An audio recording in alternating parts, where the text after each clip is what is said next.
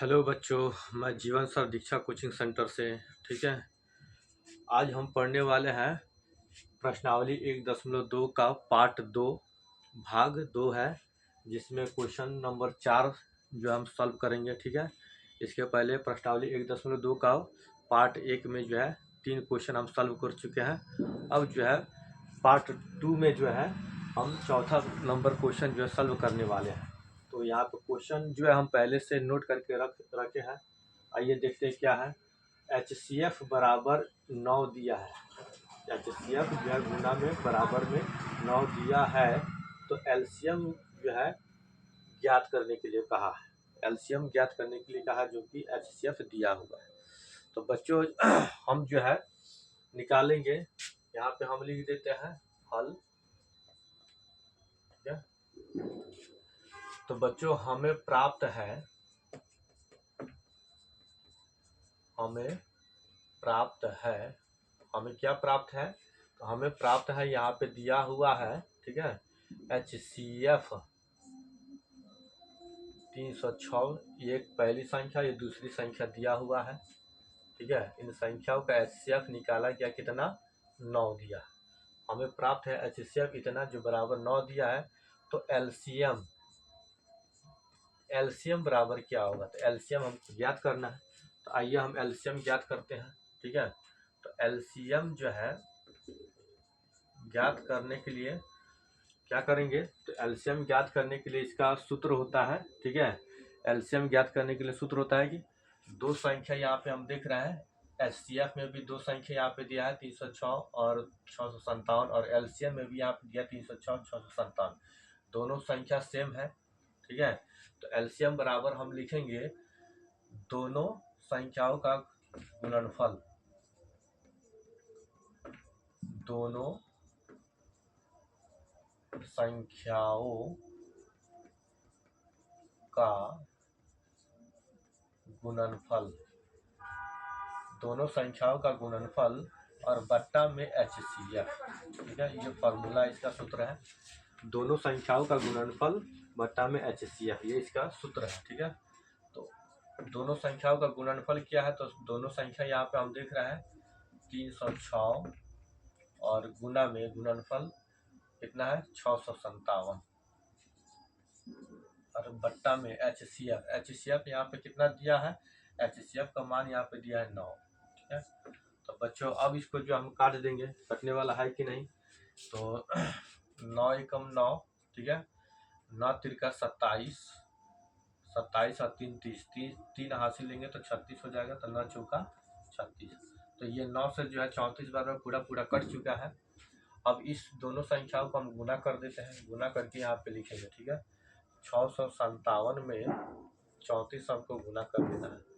4 सत्ते 28 का 8 हो जाएगा, हाथ में 2। 4 पचे 20, 2 22 का 2 हो जाएगा, हाथ में 2। 4 चौक 24 और 2 26 हो जाएगा। 3 सत्ते 21 का 1 हो जाएगा, हाथ में 2। 3 पचे 15 और 2 17 का 7 हो जाएगा, हाथ में 1। 3 छक 18, 1 19 हो जाएगा। इसको जोड़ देंगे, 2 1 3 हो जाएगा। 6 7 13 का 3, हाथ में 1। 9 2 11, 12 का 2, हाथ में 1 1 1 2 हो गया। तो गुना करने पर जो है कितना आ गया? ये आ गया है 22,338। तो बच्चों जो हमको एलसीएम ज्ञात करना था, तो एलसीएम बराबर जो है एलसीएम संख्या कितना दिया? ये एलसीएम 306 और 657 ब्रैकेट में बराबर, जो एलसीएम ज्ञात करना कितना आया है? तो 22,338, ये हमारा एलसीएम निकल चुका है, जो कि आंसर है। तो बच्चों जल्दी से इसको आप लोग जो उतार लीजिए, नोट कर लीजिए। ठीक है, तब तक जो हम दूसरा क्वेश्चन जो वीडियो को स्टॉप करके नोट कर रहे हैं।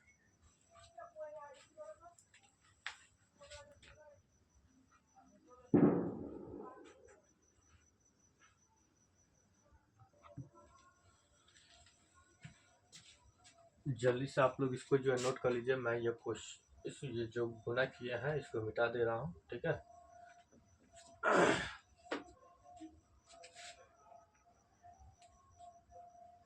22,338 होगा। ठीक है, ये इसका आंसर हो गया। जल्दी से आप लोग इसको नोट कर लीजिए। इसके बाद जो हम 5वां क्वेश्चन जो है नोट करने वाले हैं, ठीक है।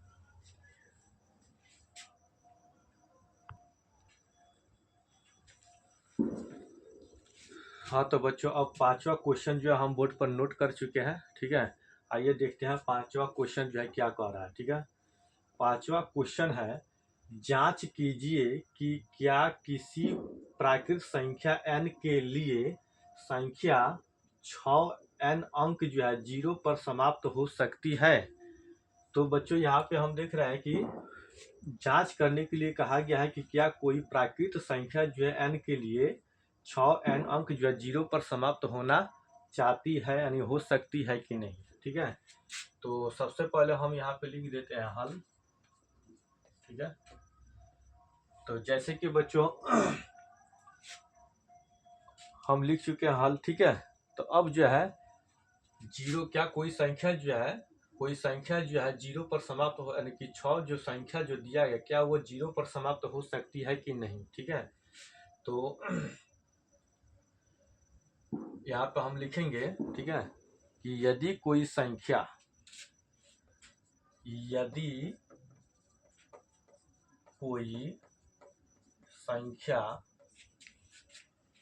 0 पर समाप्त होना चाहती है, तो यदि कोई संख्या 0 पर समाप्त होना चाहती है तो उसके अभाज्य गुणनखंड में,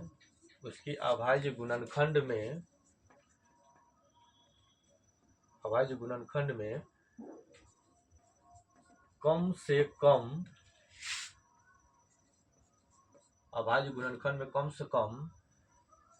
एक बार 2 गुने 5 के रूप में होना चाहिए, ठीक है। यदि कोई संख्या अगर 0 पर समाप्त होना चाहती है तो उसकी अभाज्य गुणनखंड में कम से कम एक बार 2 गुने 5 के रूप में होना चाहिए, क्योंकि 2 पचे 10, अगर हम इसको गुना करते हैं तो 2 पचे 10 यानी कि 0 पर समाप्त हो रही है। तो कोई भी संख्या जब 0 पर समाप्त हो तो कम से कम जो है 2 गुने 5 के रूप में अवश्य होना चाहिए, तभी जाकर वह संख्या जो है 0 पर समाप्त हो सकती है। चूंकि हम देख रहे हैं, चूंकि यहाँ पे दिया है कि संख्या n के लिए 6 के लिए दिया गया है, तो चूंकि हम लिखते हैं 6 का गुणनखंड हम लिखने पर, 6 का गुणनखंड जब हम निकालेंगे तो 2 गुना 3 यानी कि 2 3 6। तो 6 का गुणनखंड निकालने पर हम देख रहे हैं कि 2 गुना 3 के रूप में आ रहा, तो ये 0 पर समाप्त नहीं हो रही है, ये जो है 0 पर समाप्त जो है नहीं हो रही है। इसीलिए हम यहाँ पे लिखेंगे, ठीक है, कि 6 का गुणनखंड करने पर, 6 का गुणनखंड करने पर ये 2 गुना 3 के रूप में है, जो 2 गुना 5 के रूप में नहीं हो सकती है।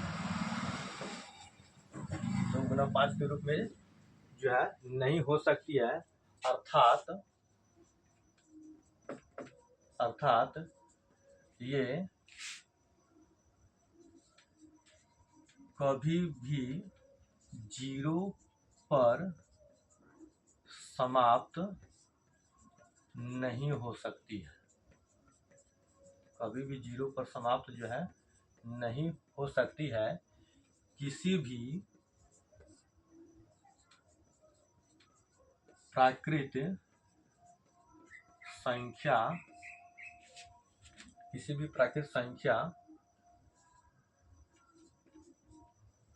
6n के लिए, ठीक है। इतना हमको इसमें लिख देना है, ये क्वेश्चन जो हमारा सॉल्व हो जाएगा। जब हम गुना करेंगे तो 2 गुना 5 के रूप में अवश्य होना चाहिए, तभी जाकर 0 पर समाप्त हो सकती है। लेकिन 6 का गुणनखंड करने पर हम देख रहे हैं कि ये जो है 3 गुना 2 के रूप का है, जो कि 2 गुना 5 के रूप का नहीं हो सकती है, अर्थात ये 0 पर कभी भी समाप्त नहीं हो सकती है। ठीक है, किसी भी प्राकृतिक संख्या n के लिए। तो बस इतना हमको जो है इसमें नोट कर देना है और ये हमारा आंसर हो जाएगा। ठीक है, तो इसको जो है आप लोग जो है जल्दी से नोट कर लीजिए। इसके बाद अगला क्वेश्चन जो है हम सॉल्व करने वाले हैं।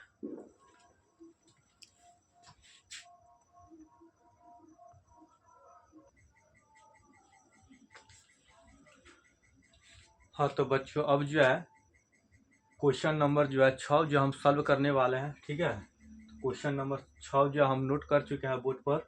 आइए देखिए, व्याख्या कीजिए कि 7 गुना 11 गुना 13 अब जोड़ यहाँ पे 13 दिया है, और ये जो संख्या है ये भाज्य संख्याएं क्यों है। इसको जो हमको व्याख्या करके बताना है कि आखिर ये भाज्य संख्या क्यों है। तो आइए हम इसको सॉल्व करते हैं। ठीक है, तो हम लिख देते हैं हल। ठीक है, हमें प्राप्त है क्या प्राप्त है, तो सबसे पहले ये वाला हम सॉल्व कर लेते हैं। हमें प्राप्त है 7 गुना में 11 गुना में 13 प्लस 13। ठीक है, ये भाज्य संख्या है तो क्यों है, तो इसको हमको जो है जांच करना। ठीक है, तो इस संख्या में हमको क्या कॉमन नजर आ रहा है, हमको कॉमन नजर आ रहा है 13। तो 13 जो है हम इसमें से जो है कॉमन निकाल देते हैं। 13 अगर कॉमन निकाल देंगे तो 7 गुना में 11 गुना में 13 अगर कॉमन निकल जाएगा तो बच जाएगा 1, और प्लस में 13 कॉमन निकल गया तो इसमें बच गया 1। ठीक है, अब चलो बच्चों अब क्या करते हैं, 13 का 13। ठीक है, अब इसको गुना कर देते हैं। 11 7 77, 77 एकम 77 हो जाएगा, और प्लस में 1 हो जाएगा। ठीक है, तो 13 ये ब्रैकेट में है तो गुना में है। ठीक है, और 77 एक हो जाएगा 78। तो बच्चों जैसे कि हम कॉमन निकालने के बाद इसको जो हम देख रहे हैं कि 13 गुना में 78 हो गया, और ये जो है 2 जो हमारा गुणनखंड इसमें निकल चुका है, और एक गुणनखंड हमारा एक भी है। एक जो है संख्या जो है छुपा रहता है, एक जो है किसी भी संख्या से कट जाता है। ठीक है, तो इस तरह से हम देखते हैं कि यहाँ पे गुणनखंड जो है निकालने पर फैक्टर यानी कि गुणनखंड जो है कितना निकल चुका है, 1 2 3। ठीक है, तो ये 3 को जो गुणनखंड जो है हमारा निकल चुका है, तो ये जो है यह एक भाज्य संख्या है। हम लिख देंगे कि यह एक भाज्य संख्या है।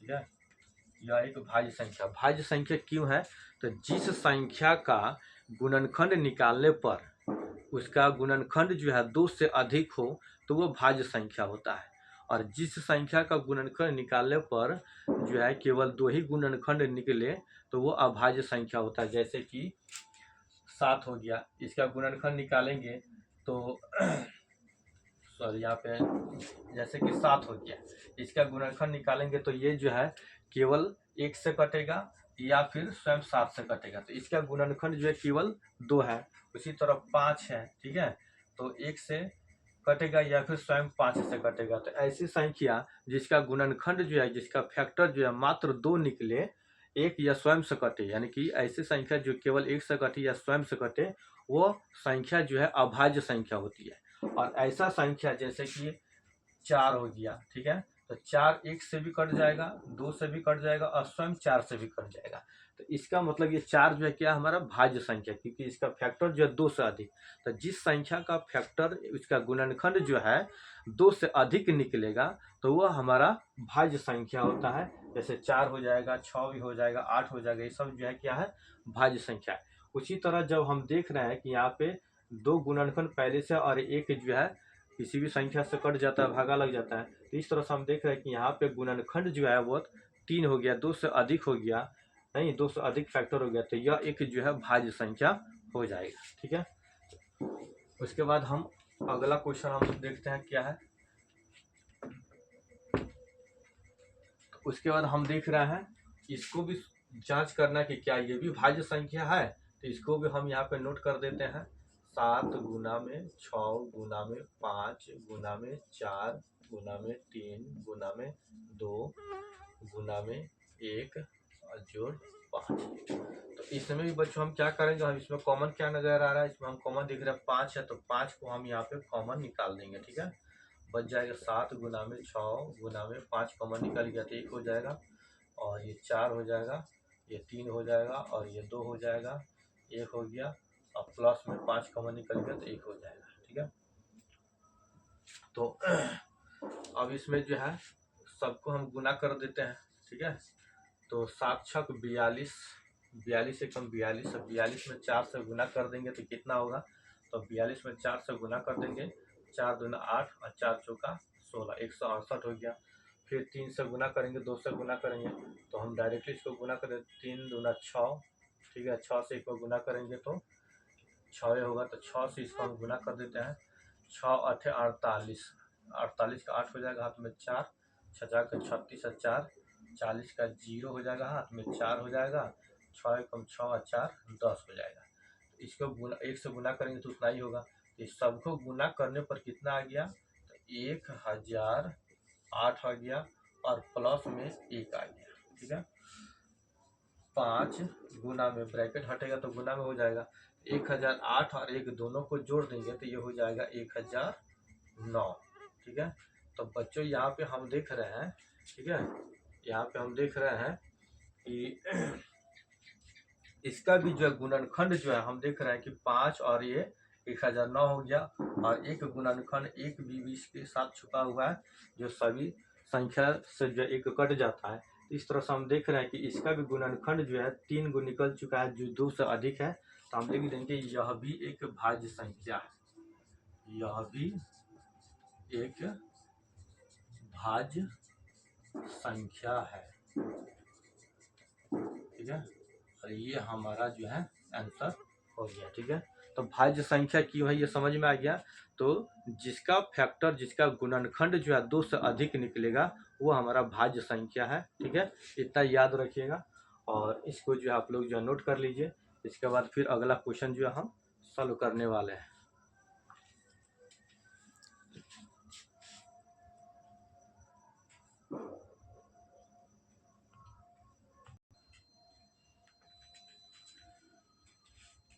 तो बच्चों अब जो है हम 7वां नंबर क्वेश्चन जो है सॉल्व करने वाले हैं। ठीक है, 6 नंबर क्वेश्चन हम हो गया है, सॉल्व कर चुके हैं। अब 7वां नंबर क्वेश्चन है। 7वां नंबर क्वेश्चन जो है थोड़ा बड़ा दिया है, इसलिए हम इसको बोर्ड पर नहीं लिख रहे हैं। आप लोग किताब, सबके पास किताब है, आप लोग जो है किताब से क्वेश्चन जो है देख लीजिएगा। ठीक है, 7वां नंबर का क्वेश्चन कह रहा है कि किसी खेल के मैदान के चारों ओर एक वृत्ताकार पथ है। कोई खेल का मैदान है, उसके चारों तरफ जो एक वृत्ताकार पथ है। इस मैदान का एक चक्कर लगाने में सोनिया को 18 मिनट जो है लगते हैं। उस मैदान के पूरा एक चक्कर लगाने में सोनिया को 18 मिनट लगते हैं, जबकि इसी मैदान का एक चक्कर लगाने में रवि को 12 मिनट का समय लगते हैं।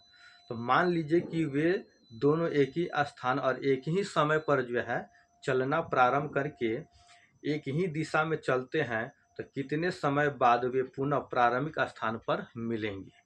तो सबसे पहले जो है एक खेल का मैदान है। ठीक है, इस खेल के मैदान में चारों तरफ जो है चक्कर लगाने में सोनिया को 18 मिनट लगते हैं।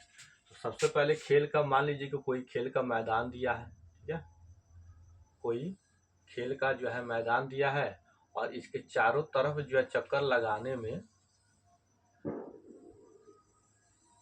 ऐसे वृत्ताकार पथ बना हुआ है। ठीक है, तो खेल का मैदान है, तो इसमें जो है हम देख रहे हैं, तो सोनिया को जो है इसका पूरा एक चक्कर लगाने में कितना मिनट लग रहा है, 18 मिनट। सोनिया को जो है 18 मिनट का समय लगता है। ठीक है, और रवि को जो है इसको एक चक्कर पूरा लगाने में कितना मिनट लग रहा है, तो रवि को लग रहा है 12 मिनट। ठीक है, अब दोनों जो एक ही समय पर एक ही स्थान से चलना प्रारंभ करते हैं और एक ही दिशा में चलना प्रारंभ करते हैं। ठीक है, तो कितने समय बाद जो है वे दोनों पुनः जो है एक स्थान पर जो है मिलेंगे, यही क्वेश्चन जो हमको सॉल्व करना है। ठीक है, तो सबसे पहले हम यहाँ पे देख रहे हैं सोनिया को कितना समय लग रहा है, तो सोनिया को हम लिख देंगे, सोनिया कितना समय ले रही है, तो सोनिया ले रही है 18 मिनट। ठीक है, और रवि कितना समय ले रहा है, तो रवि ले रहा है 12 मिनट। ठीक है, यहाँ पे हम लिख देंगे हल। ठीक है, सबसे पहले, उसके बाद इसको नोट कर लीजिए। तो सोनिया 18 मिनट और रवि जो है 12 मिनट का समय ले रहा है। तो सबसे पहले हमको क्या करना है, 18 का गुणनखंडन निकाल लेंगे और 12 का भी गुणनखंडन निकाल लेंगे। ठीक है, तो 18 का गुणनखंडन निकालेंगे। ठीक है, 2 से काटेंगे 9 दूना 18, 3 से काटेंगे 3 3 का 9, यानी कि 2 गुना में 3 गुना में 3, 2 3 6 6 3 18। 12 का निकाल लेंगे, तो 12 का निकालेंगे, 2 से काटेंगे तो 6 दूना 12, फिर 2 से काटेंगे 3 दूना 6, यानी कि 2 गुना में 2 गुना में 3, 2 दूना 4 4 13। तो 18 मिनट और 12 मिनट दोनों का गुणनखंडन निकाल लेंगे। अब दोनों में हमको जो है HCF, इसमें हम क्या निकाल लेंगे, तो HCF निकल जाएगा। जो दोनों में कॉमन हो रहा है 2 है इसमें, जो दोनों में मिल रहा है, और 3 है दोनों में मिल रहा है। ठीक है, 2 गुना में 3 यानी 3 दूना 6, ये HCF निकल गया। LCM इसका निकाल लेंगे। ठीक है, LCM निकालेंगे, कॉमन हो रहा है 2, 2 लिख देंगे, इसमें 3 कॉमन है तो 3 लिख देंगे, और जो कॉमन नहीं है 2 और 3, इसको भी लिख लेंगे, क्योंकि एलसीएम में जो कॉमन नहीं होता, नॉन कॉमन होता है, उसको भी नोट करना होता है, तभी जाके एलसीएम हमारा निकलता है। तो अब गुना कर देंगे, 2 तिहाई 6, 6 दूना 12 और 12 तिहाई 36। ठीक है, इसको जो हम मिटा देंगे। ठीक है,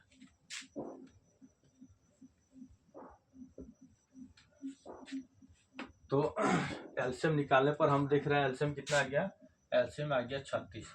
तो इसका मतलब है कि सोनिया और रवि दोनों जो है 36 मिनट के बाद जो है फिर जो है एक ही स्थान पर दोनों मिलने वाले हैं। तो ये हमारा हो गया आंसर। ठीक है, जो कि 36 मिनट है, यहाँ पर हम लिख देते हैं 36 मिनट। ठीक है, और ये हमारा आंसर हो गया। ठीक है, या फिर यहाँ पे हम लिख देंगे, इसीलिए सोनिया और रवि, सोनिया और रवि दोनों 36 मिनट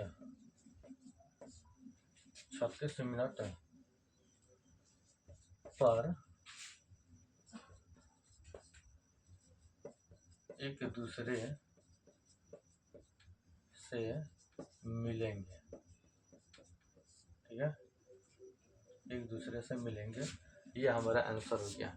तो बच्चों इस तरह से जो है मैथ का प्रश्नावली 1.2 जो है 7 क्वेश्चन है इसमें, प्रश्नावली 1.2 में। तो इस तरह से 7वां क्वेश्चन भी हम सॉल्व कर चुके हैं और प्रश्नावली 1.2 समाप्त हो चुका है। तो जल्दी से इसको आप लोग नोट कर लीजिए और हमारे चैनल को लाइक और सब्सक्राइब जरूर कीजिए। ठीक है, इसके बाद फिर हम अगले प्रश्नावली पर चलेंगे और अगला प्रश्नावली जो सॉल्व करेंगे।